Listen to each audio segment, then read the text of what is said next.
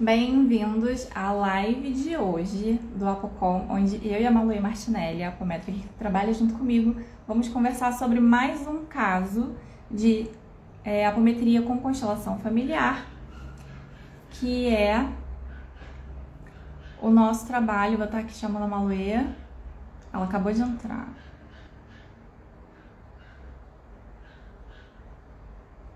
Constelação para comentar sobre o que está acontecendo no campo dos pacientes, os porquês, o que está por trás.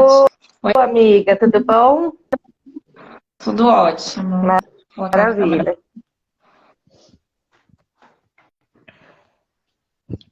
Vamos dar um tempinho para as pessoas irem chegando. Amiga, você acredita que desliguei aqui, né? Fui olhar no WhatsApp, a minha sobrinha acabou de nascer.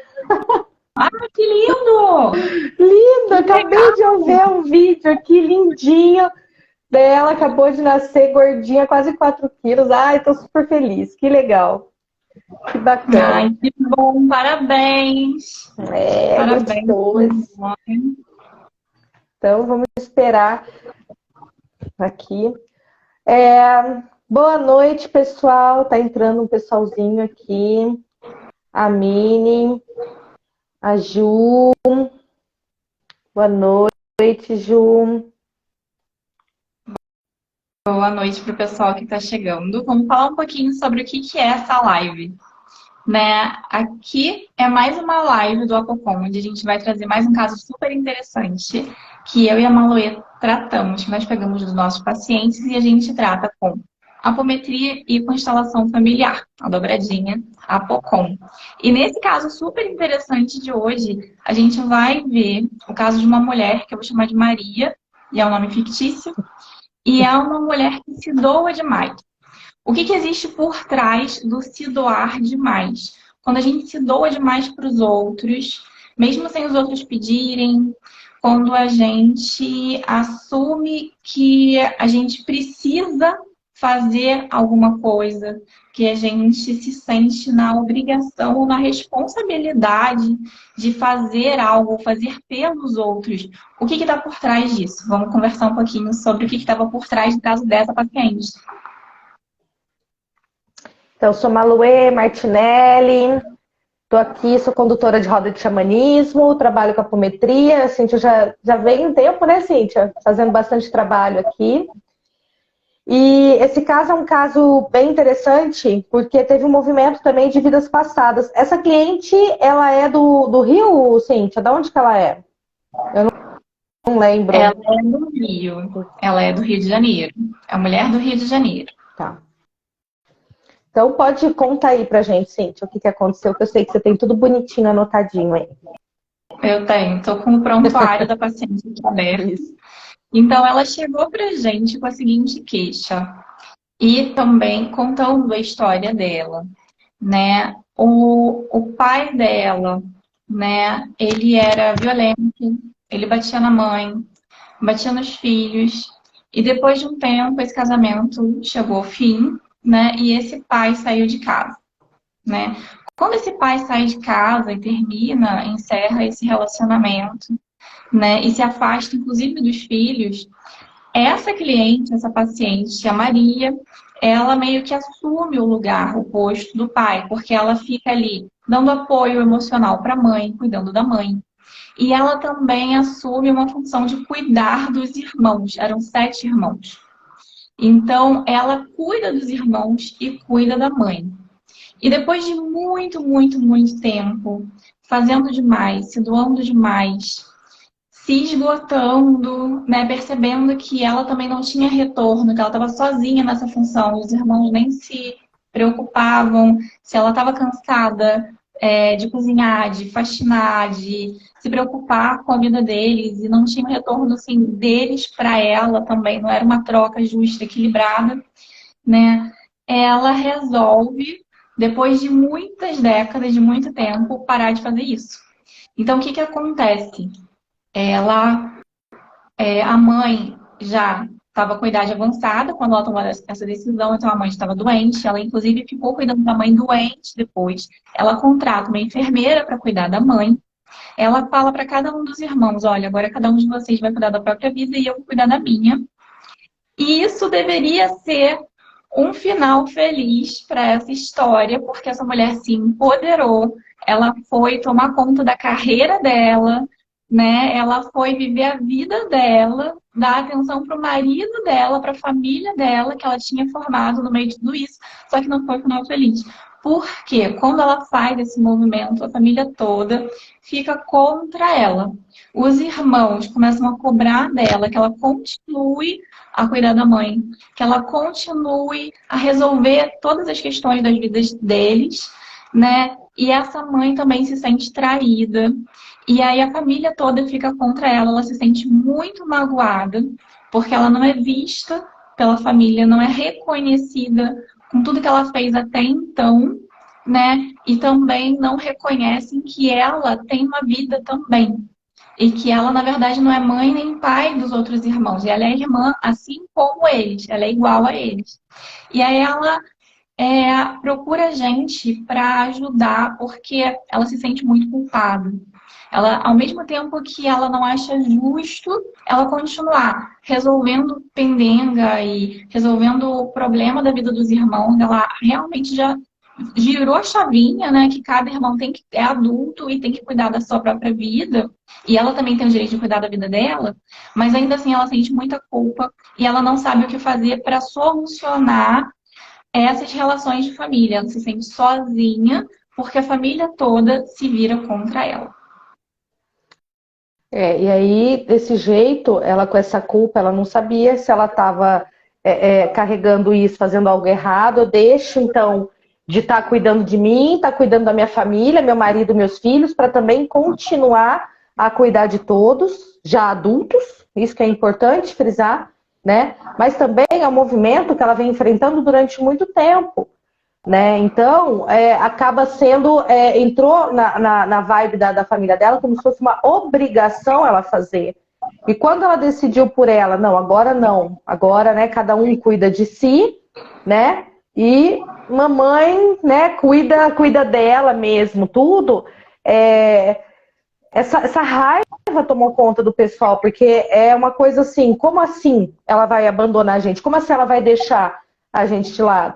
E não era só a culpa, né, Cíntia? A culpa era gerada por um sentimento de não querer abandonar, que depois a gente foi entender isso quando veio, né, quando a gente abriu o campo da cliente, quando a gente conseguiu enxergar o que estava por trás dessa situação, né? Então, uma situação desta vida agora nos levou no atendimento, né, e nos levou na viagem da linha temporal, onde nós fomos, né, junto com as técnicas, com a equipe espiritual, com a apometria, tudo, lá em vidas passadas. E foi lá que a gente conseguiu enxergar qual que era a questão e essa repetição de padrão, como você colocou aqui, essa doação dela totalmente desequilibrada, esse sentimento de não reconhecimento, de culpa, né, de estar abandonando eles novamente, que era isso que estava fazendo ela ligar nessa vida passada, né?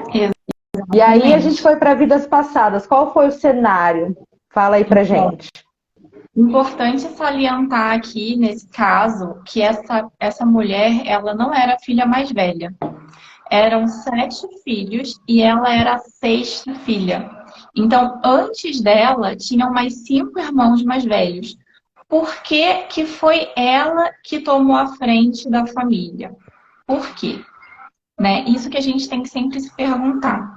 Quando a gente, óbvio, a gente tem os padrões familiares, as lealdades e tal, mas por que que eu escolho assumir uma lealdade de constelação e não um outro irmão?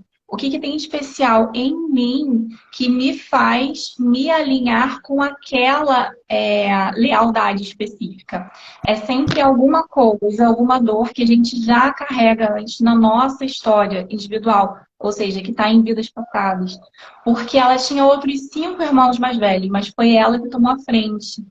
Então, assim que a gente começou o atendimento, a primeira coisa que a gente fez foi pegar um bonequinho de constelação E a gente colocou esse bonequinho representando ela. E a gente viu que o bonequinho que veio era masculino, que não era uma surpresa, porque da forma que ela estava contando, né, já dava para perceber que ela tinha ali entrado no sistema dela como o pai que foi embora, né, para preencher aquele vazio pela família.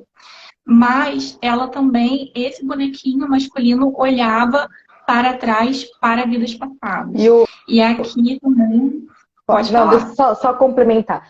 E o mais desequilibrado também que estava, o que estava gerando nela? Como ela tomou uma posição, né, que não era dela, né, e uma posição também masculina, o sagrado masculino dela estava imperando. Então, isso também atrapalhou no processo de toda a vida dela. É legal, mais uma vez a gente falando aqui, né, Cíntia, dos sagrados, é legal nós estarmos com o sagrado masculino e feminino o mais equilibrado possível. Tá? Porque, num caso desse, ela tomando o papel do pai no contexto familiar, cuidando de todo mundo, se doando dessa forma desenfreada, desequilibrada, isso veio atrapalhando também as próprias relações dela. Relações sociais, relacionamento amoroso, né? Por quê? Porque o masculino, ele traz essa parte lógica, racional, resolver problemas, né? Ação. Enquanto que ela foi deixando de lado o sagrado feminino, que é essa sensibilidade no sentir, né? Essa sensibilidade também em se abrir, né, para relacionamentos. Exatamente. E quando a gente está fora da nossa polaridade, a gente se sente muito mais sobrecarregado. Então, a gente, por exemplo, uma mulher, não necessariamente uma mulher, mas uma pessoa que se reconhece mais na sua potência feminina, se reconhece como mulher, ela vai estar muito mais confortável na polaridade do sagrado feminino dela. Enquanto que uma pessoa que se reconhece como homem vai estar muito mais à vontade e confortável na polaridade do sagrado masculino dele. Tá? Isso independe de sexo, é como a gente se sente confortável. Eu, uma mulher heterossexual, né, eu vou me sentir mais confortável quando eu estou na minha polaridade feminina.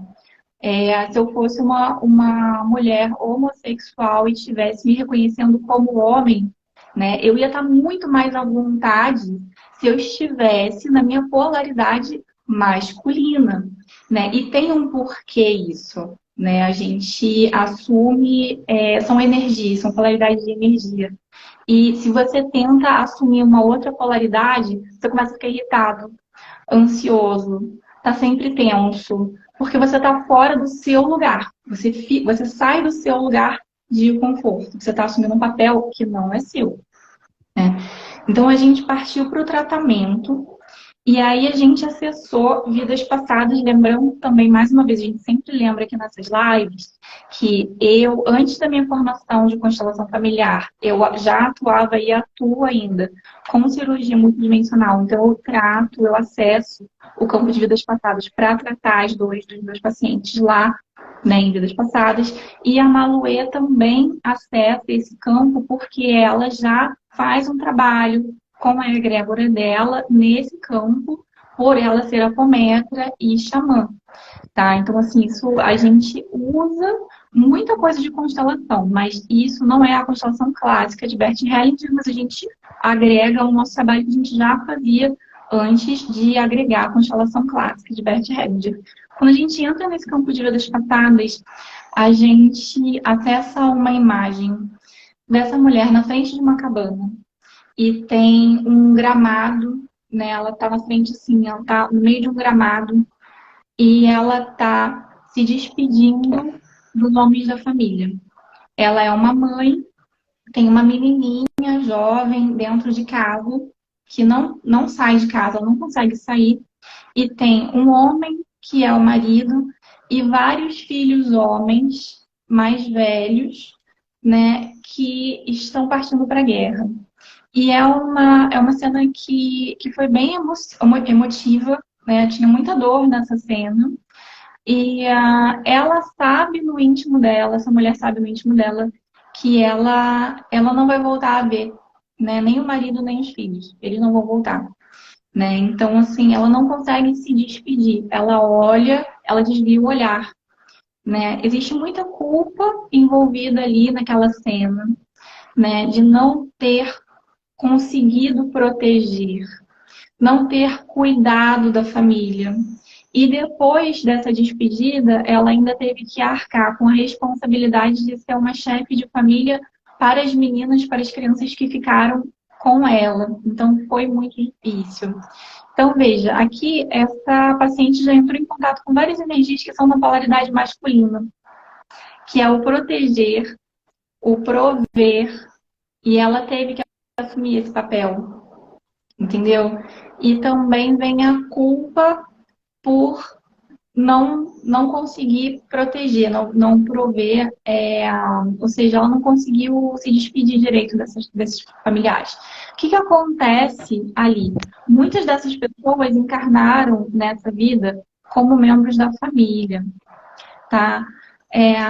A gente não viu no campo até qual ponto que eles estavam cobrando dela que ela assumisse esse papel, mas a gente viu no campo uma culpa e um peso muito grande dela com eles para protegê-los. E a palavra que vinha era se eu largar, eles vão partir, né? Se eu soltar, eu vou perdê-los, eles vão embora.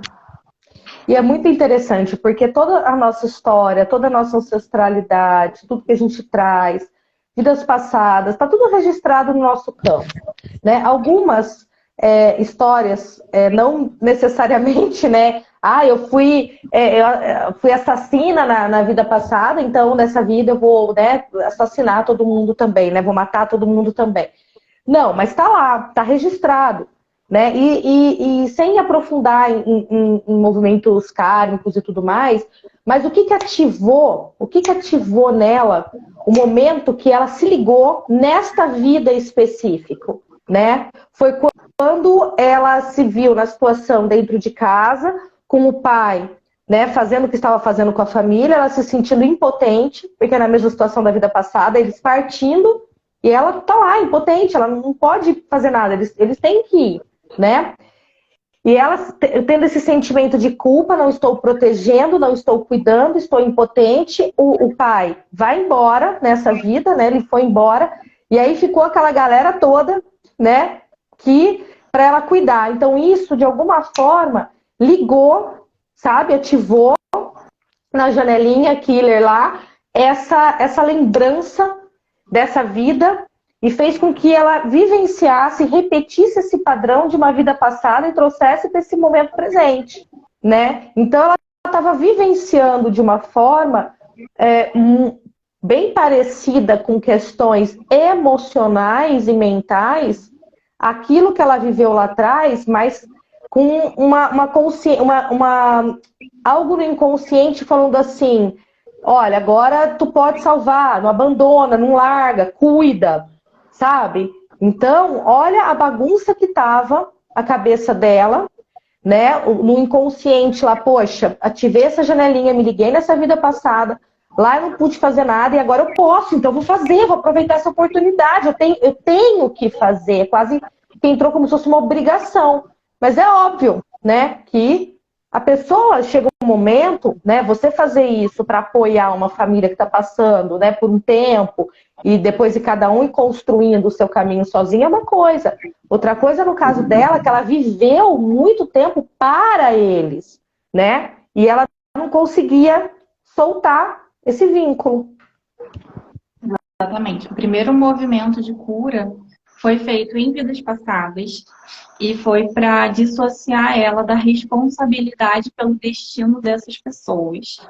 Aceitar o destino das pessoas e conseguir soltá-los, ou seja, ela precisava conseguir, de fato, se despedir. Né? E foi assim, cheio de emoção esse movimento. A paciente chora, muitos casos.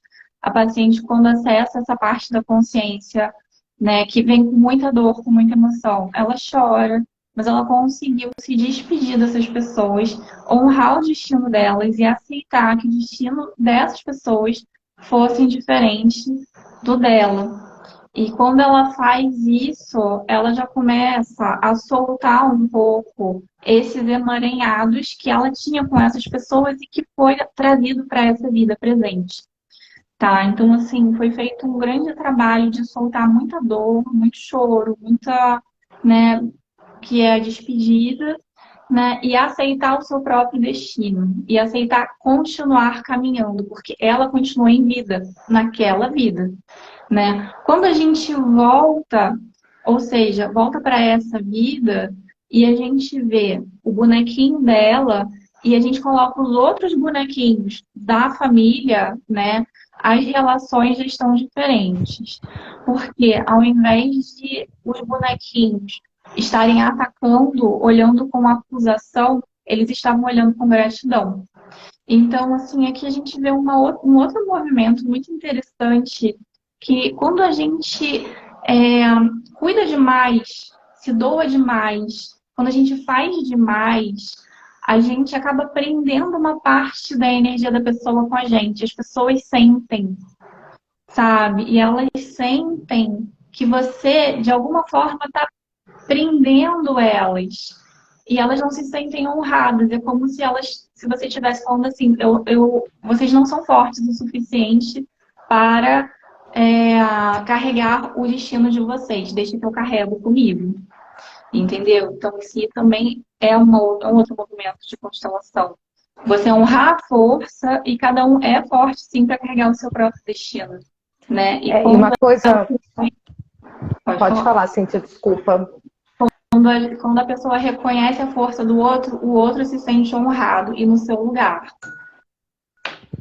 E uma coisa muito interessante é entender o seguinte, às vezes a gente acha que a gente está protegendo, né? Imagina, eu tenho 3 filhos, uma adolescente, uma de 8 anos, numa fase também desafiadora, e um pequenininho de 2. E assim, muitas vezes a gente acha, não só como mãe, né? Até em próprio relacionamento amoroso, com amigos, todo mundo familiar, que a gente está protegendo, que a gente está cuidando, que a gente está... Só que se você também, além de você estar se doando demais, você não está deixando aquele ser experienciar como alma, e você também não está deixando ele desenvolver, sabe? Não é assim, pessoal, muita gente fala assim, mas cuidar é amar. Calma, né? Até onde? Cuidar, fazer uma comidinha. Eu entendo que meu filho hoje tem 2 anos e ele é muito limitado em algumas coisas que ele pode fazer. Então, eu vou cuidar dele, ajudar ele, né? Nessas questões que ele ainda não consegue. Mas até onde esse cuidar é amar, sabe? Então, é a gente aprender que existe um limite para que nós não atrapalhamos a nossa própria vida, né? E traz tudo aquela intenção, né? Poxa, fiquei durante anos cuidando e agora vai, existe acho que é síndrome do ninho vazio, que chama, principalmente quando os filhos saem de casa e os pais ficam, e agora? O que a gente vai fazer da vida? Né? E não tem, o que eu vou fazer? Sabe? E também não deixa o outro se desenvolver, não deixa o outro experienciar, não deixa o outro, sabe, sentir a vida como deve sentir.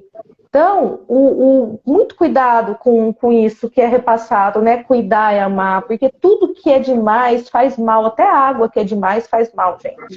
Né? Então, a gente tem que entender esse equilíbrio, tá? Nesses excessos que a gente coloca e que estão colocados, né, na gente, tem que ficar, né, tem que cuidar, tem que orientar, tem que fazer isso, tem que fazer aquilo. Não tem que nada, cada um também tem a sua vida, tem o seu caminho, né, como a Cíntia fala, o seu destino a seguir também, nessa experiência que é estar humano, tá?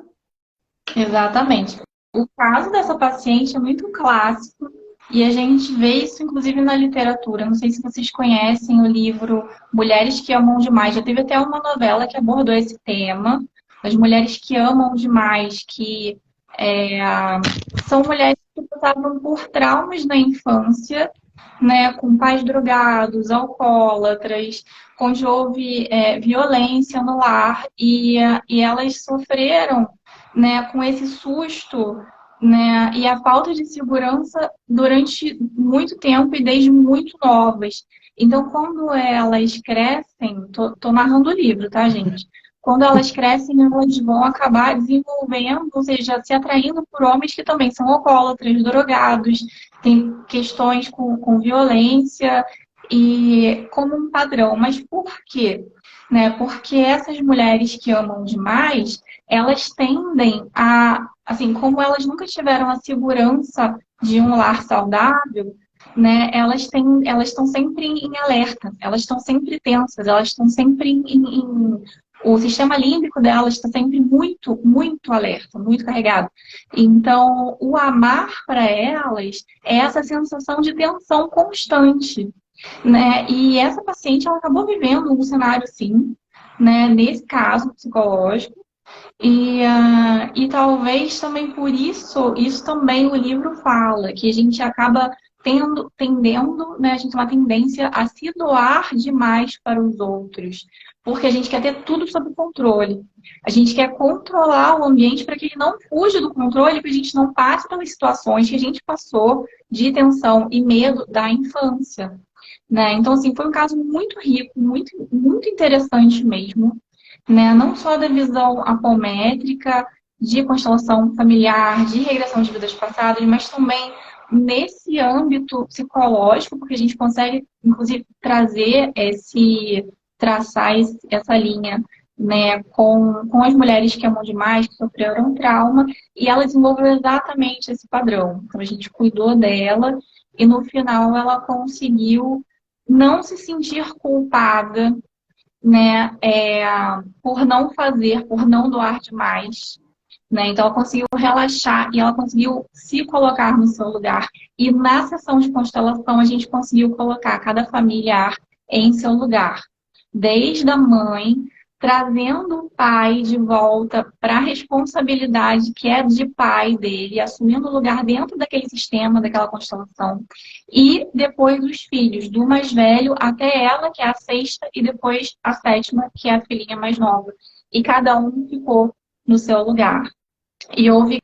E por quê? Desculpa. Só completando, houve um entendimento entre as pessoas dessa forma. Só quando cada um assumiu o seu próprio lugar, houve um entendimento entre as pessoas. E por que que as pessoas, às vezes, né, você fala assim, mas eu tenho amiga, eu tenho um amigo conhecido que permite, né, que as pessoas façam isso, permite um relacionamento abusivo, permite, né? Na verdade, muitos casos, gente, a pessoa, o que que acontece? Como ela vê um relacionamento desde pequenininha, desde que ela nasceu, na casa dela, né, onde o pai é um puta de um machista, sabe? Onde a mãe é submissa, para ela, muitas vezes ela vai criando aquilo como uma verdade no relacionamento, sabe? E como a gente busca repetir muitas vezes os padrões, né, dos nossos pais, ancestrais e tudo mais, eu procuro por um homem que seja igual o meu pai. O menino procura uma mulher, ou um companheiro, ou uma companheira, tanto faz, sabe? Que também traz essas mesmas características. Isso é explicado dentro da psicologia, né? Então, muitas vezes, não é permissão, é que para aquela pessoa, aquilo é um relacionamento, aquilo é normal, né? Que nem o ciúme. Eu tenho ciúme.